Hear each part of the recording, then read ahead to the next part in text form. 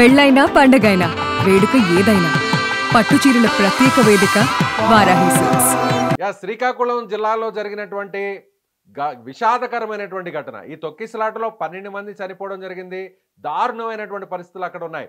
ఒక్కసారిగా తొక్కిసలాటలో ఆ ఘటన జరిగిన తర్వాత అక్కడ ఉన్నటువంటి వాస్తవ పరిస్థితులను మా సుమన్ టీవీ శ్రీకాకుళం ప్రతినిధి పవన్ అక్కడ ఉన్నటువంటి సమాచారాన్ని, అక్కడ ఉన్నటువంటి బీతావహ దృశ్యాల్ని లైవ్ ద్వారా అందించేటువంటి ప్రయత్నం చేశారు.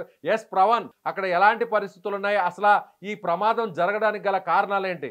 ఎస్, అక్కడ మనం చూడవచ్చు, ఒక్కసారిగా మెట్ల మీదంతా కూడా మొత్తం అక్కడ చెల్లా చెదిరిగా పడినటువంటి పరిస్థితి కనిపిస్తుంది. ముఖ్యంగా అక్కడ ఆ మెట్ల మార్గంలో చూడొచ్చు, అంటే అక్కడ రైలింగ్ కూడా కోల్పోయింది. ఎస్ పవన్, అక్కడ పరిస్థితిని చూపించండి. అక్కడి నుంచి దూరం ఉంటుంది. ఇక్కడ నుంచి ఆలయం గర్భగుడి చూసుకుంటే సుమారు ఒక 100 అడుగుల దూరంలో అయితే గర్భగుడి ఉంది.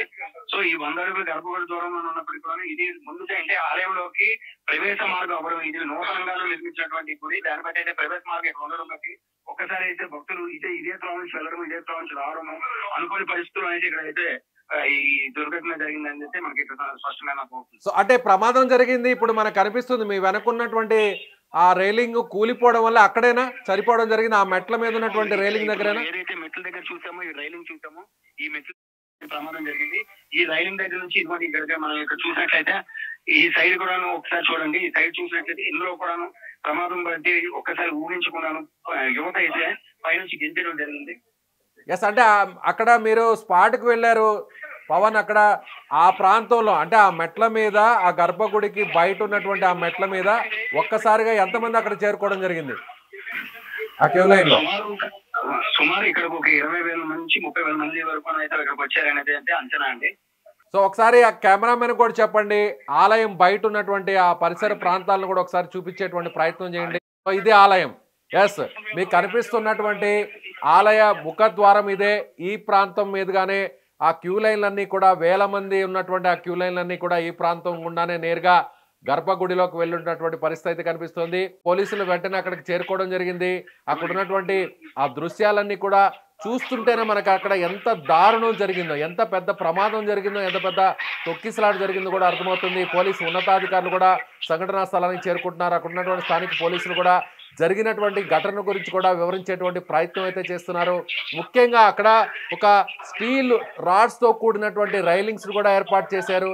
కానీ వందల సంఖ్యలో ఆ మెట్ల మీదకు చేరుకోవడం వల్లే ఈ ప్రమాదం జరిగినట్టుగా మనకి చాలా స్పష్టంగా అర్థమవుతోంది.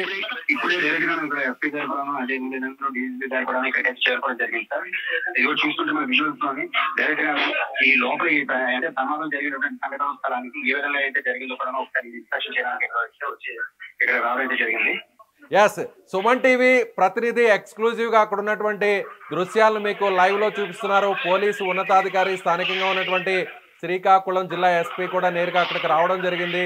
స్టీల్ రైలింగ్ ఈ ప్రాంతంలోనే తొక్కిసలాట జరిగింది. ఈ ప్రాంతంలోనే వందల మంది అక్కడ క్యూ లైన్ లో ఉండడంతో అక్కడ చిన్నపాటి తోపులాట జరగడంతో ఆ తోపులాటలో ఒక్కసారిగా వీళ్ళందరూ కూడా మెట్ల మీద కూలిపోవడం జరిగింది.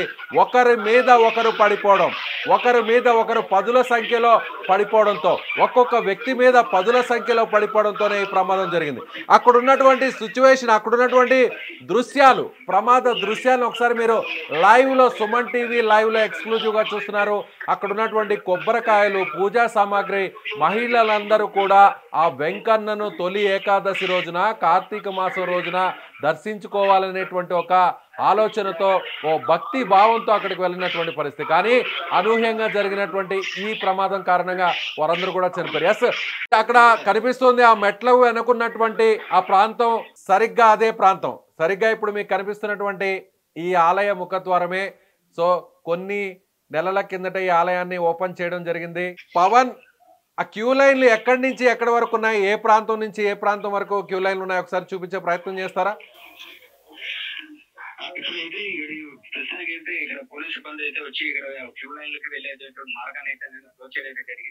సో అటు మీరు నిల్చున్నటువంటి ప్రాంతానికి వెనక వైపు కూడా చూపించేటువంటి ప్రయత్నం చేయండి.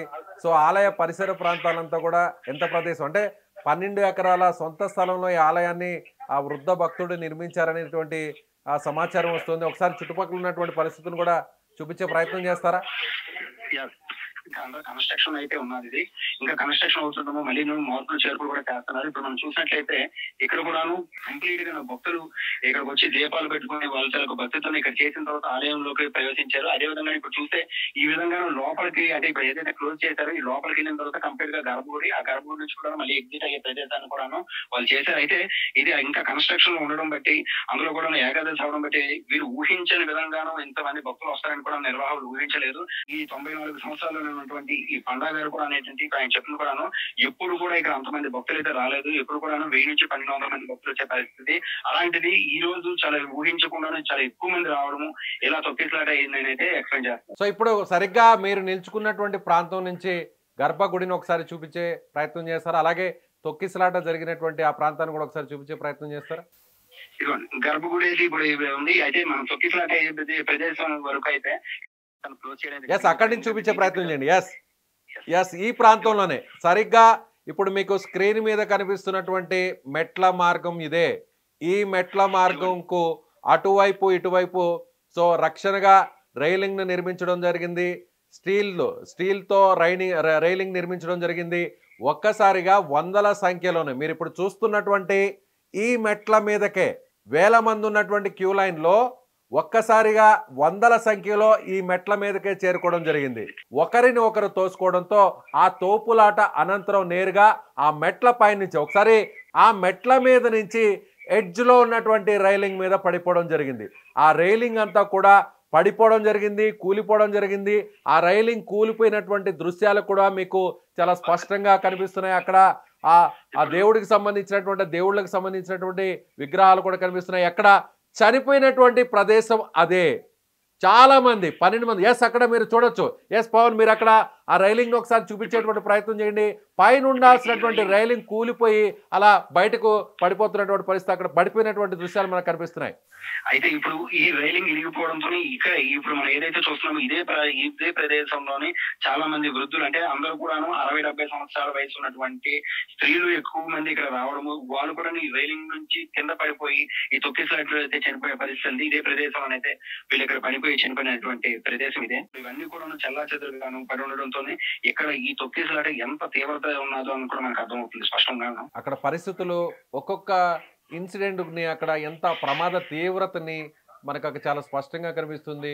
ఒక్కొక్కరు చనిపోయినటువంటి వారి కుటుంబానికి సంబంధించినటువంటి దీనగాథ ఒక్కొక్కరిది ఒక్కొక్కటి. ఇలాంటి విషాదకరమైనటువంటి ఘటన. నేరుగా ఆ వెంకటేశ్వర స్వామిని పండుగ రోజున దర్శించుకొని, అది కూడా ముఖ్యంగా కార్తీక మాసం అంటే ఆ శివకేశవులకు అది ఎంతో పవిత్రమైనటువంటి మాసంగా భావిస్తారు. వెంకటేశ్వర స్వామి సన్నిధి కావడంతో, శనివారం కావడంతో, ఏకాదశి కావడంతో వేల సంఖ్యలో అక్కడికి వచ్చినటువంటి పరిస్థితి కనిపిస్తుంది. కానీ కేవలం అక్కడ నిర్వహణ లోపం వల్లే ఈ ప్రమాదం జరిగినట్టుగా తెలుస్తుంది. పవన్ మీరు అక్కడికి చేరుకున్నారు. సో అక్కడ స్థానికులు ఏం చెప్తున్నారు, ప్రత్యక్ష సాక్షులు ఏం చెప్తున్నారు, పోలీసులు ఏం చెప్తున్నారు, ప్రమాదం జరగడానికి గల కారణాలు ఏమంటున్నారు? ఇక్కడ ప్రత్యక్ష సాక్షులు చెప్తుంది ఏంటంటే ఇక్కడ ఎప్పుడు కూడా లేని విధంగానే ఈ రోజు ఈ జనాలు పోటెత్తడంతో వాళ్ళు ఊహించిన విధంగానే అయితే ఉన్నది. అంటే ఎప్పుడు కూడా ఈ ఆలయం నిర్మాణంలో ఉన్నప్పటి నుంచి కూడాను 1200 మంది మాత్రమే భక్తులు వచ్చేవారు.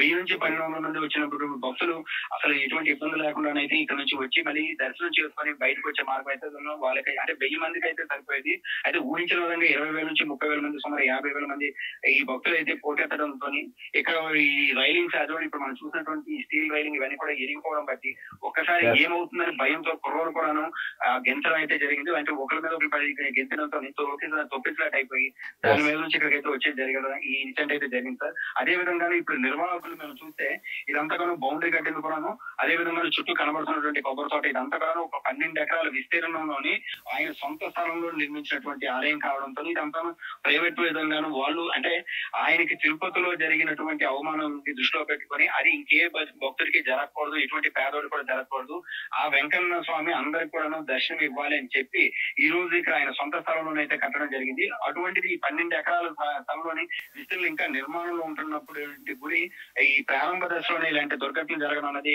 ఒక్కసారిగా ఇక్కడ ఉన్నటువంటి స్థానికులు అందరూ కూడాను భయాందోళన అదే విధంగా ఒకసారి దిగ్భ్రాంతి అయితే చెందుతున్నారు. Right Pawan, right. మళ్ళీ మీ దగ్గరకు వస్తాం. ప్రస్తుతం అక్కడ జరిగినటువంటి ఘటనకు సంబంధించినటువంటి మరిన్ని వివరాలను కూడా తెలుసుకునేటువంటి ప్రయత్నం చేస్తాం.